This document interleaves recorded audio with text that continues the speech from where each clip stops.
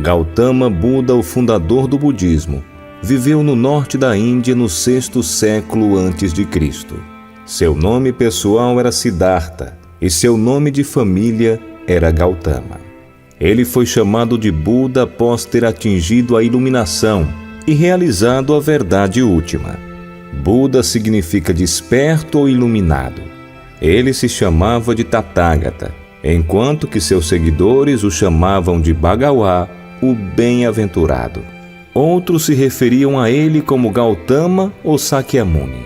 Ele nasceu como um príncipe que parecia ter tudo. Teve uma criação luxuosa e sua família era de uma descendência pura de ambos os lados.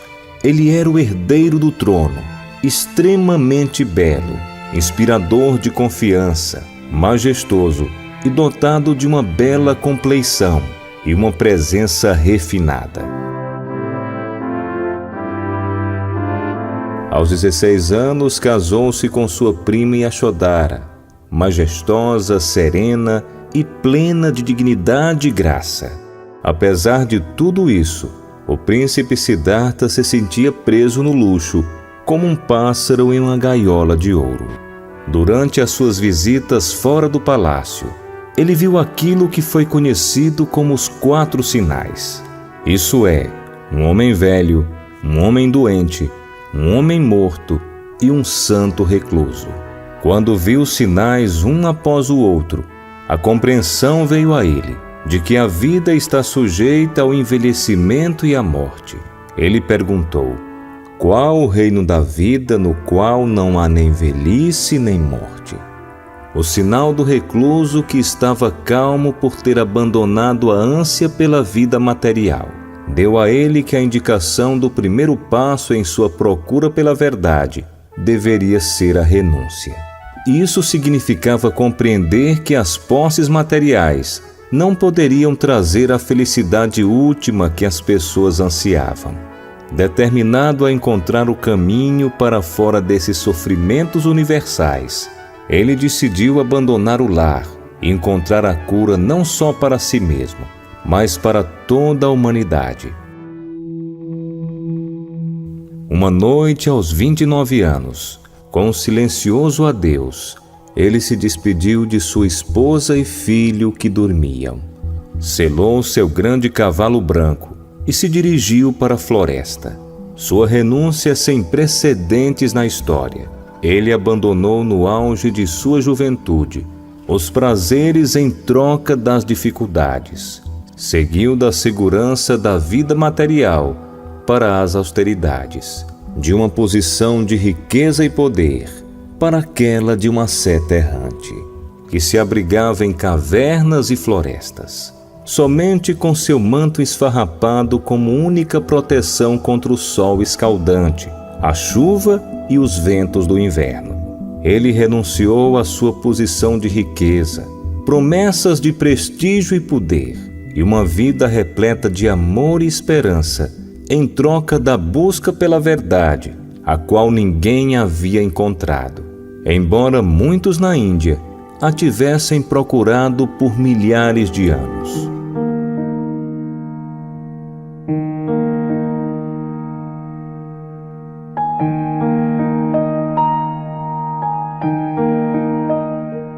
Por 6 longos anos, Siddhartha se dedicou a encontrar a verdade. Qual a verdade ele buscava? Era entender verdadeiramente a natureza da existência e encontrar a felicidade derradeira e imutável. Estudou sob os mais proeminentes mestres da época e aprendeu tudo que tais professores religiosos podiam lhe ensinar. Quando descobriu que não podiam ensinar aquilo que estava buscando, ele decidiu encontrar a verdade por seus próprios esforços. Um bando de ascetas se juntou a ele e juntos praticavam severas austeridades, na crença que se o corpo fosse torturado, então a alma seria liberta do sofrimento.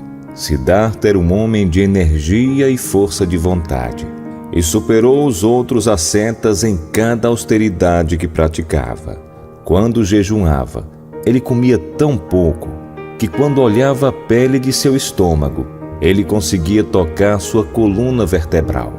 Ele se pressionou a realizar feitos supra-humanos de autotortura, de maneira que certamente teria morrido, mas compreendeu a futilidade da automortificação e, ao invés disso, decidiu praticar a moderação.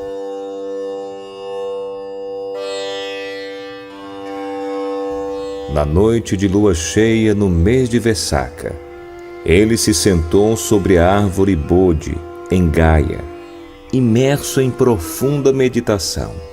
Foi então que sua mente explodiu a bolha do universo material e percebeu a verdadeira natureza de toda a vida e de todas as coisas.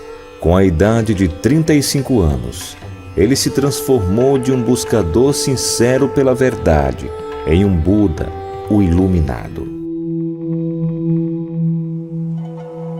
Por quase meio século depois da iluminação, o Buda andou pelas estradas poeirentas da Índia ensinando Dharma, de forma que aqueles que ouvissem e praticassem viessem a ser enobrecidos e livres.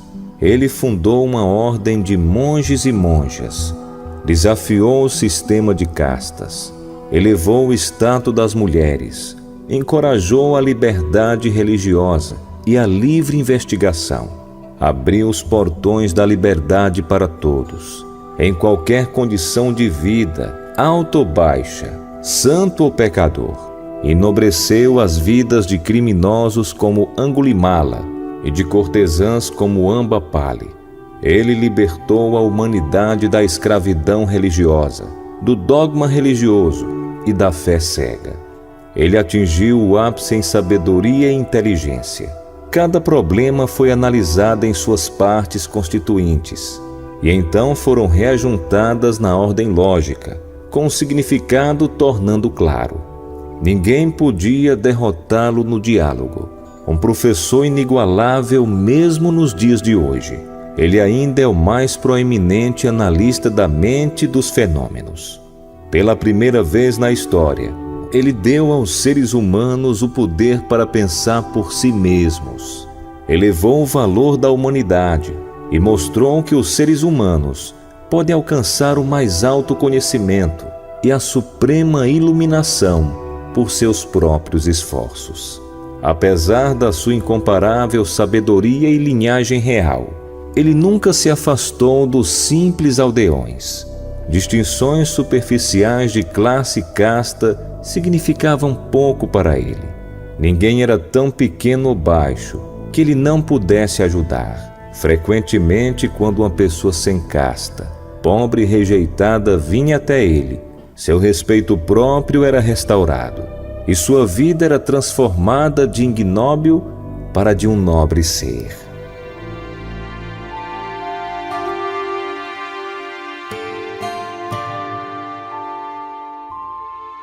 O Buda era pleno de compaixão, karuna, e sabedoria, panya, conhecedor do como e do que ensinar aos indivíduos de acordo com seu nível de entendimento.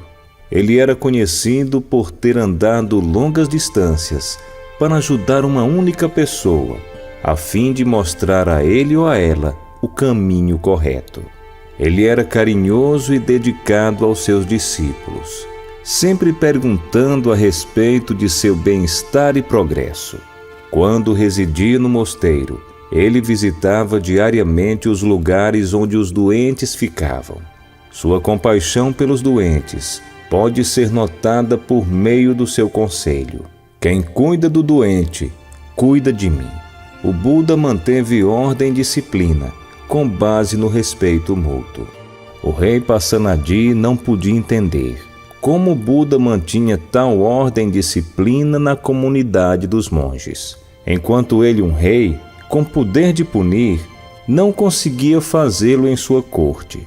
O método do Buda era o de fazer com que as pessoas agissem a partir de um entendimento interior, ao invés de fazê-las se comportar pela imposição de leis e ameaçá-las com punições.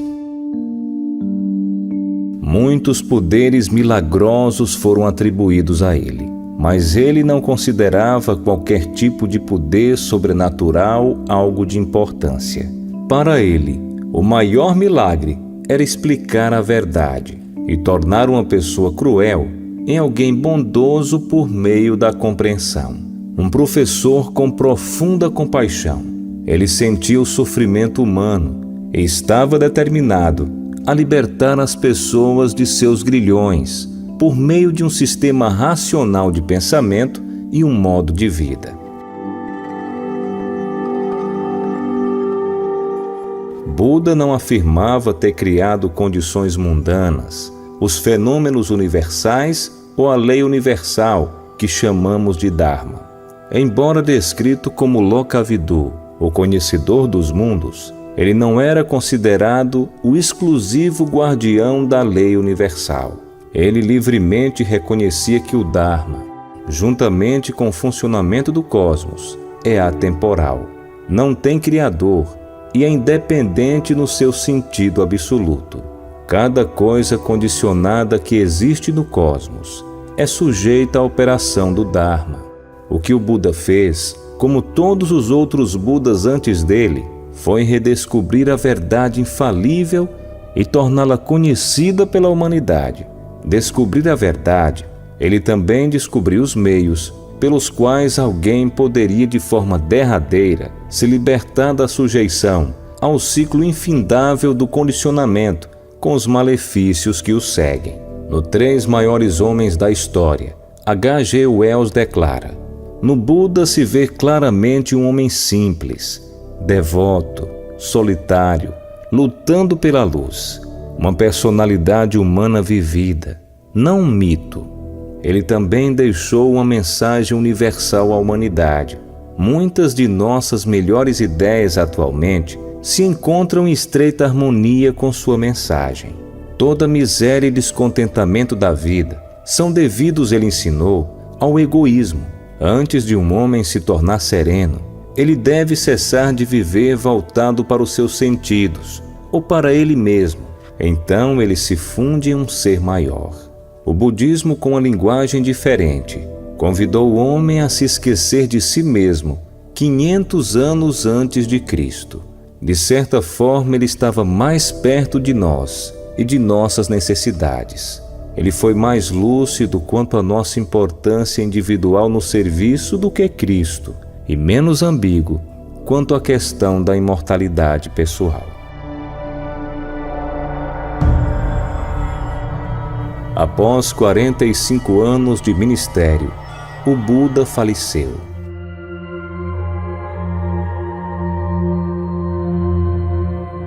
Atingiu Parinibbana, com idade de 80 anos, no local chamado Kusinara, deixando para trás numerosos seguidores, monges e monjas, e um vasto tesouro de ensinamentos do Dharma. O impacto do seu grande amor e dedicação ainda hoje é sentido.